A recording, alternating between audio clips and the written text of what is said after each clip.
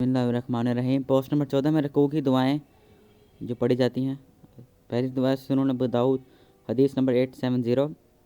حذیفہ رضی اللہ تعالیٰ انہوں نے نبی صلی اللہ علیہ وسلم کے ساتھ نماز پڑھی تو آپ صلی اللہ علیہ وسلم رکوع میں سبحان ربی العظیم، میرا رب عظیم ہے، ہر آپ سے پاک ہے کہتے تھے، اور اپنے سجدوں میں سبحان ربی اللہ کہتے تھے۔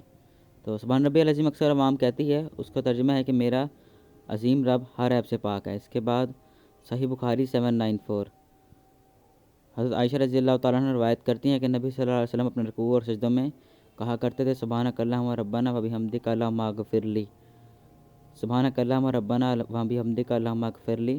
اس کا ترجمہ ہے، اے ہمارے پروردگار اللہ تو پاک ہے، ہم تیری تعریف بیان کرتے ہیں، الہی مجھے بخش دے۔ اس کے بعد عائشہ رضی اللہ تعالیٰ فرماتی ہیں، صحیح مسلم 1089، آپ صلی اللہ علیہ وسلم کو رکوع کرتے ہوئے یا سجدہ کرتے ہوئے پایا اور آپ صلی اللہ علیہ وسلم سبحانک و بحمدک لا الہ الا انت پڑھ رہے تھے۔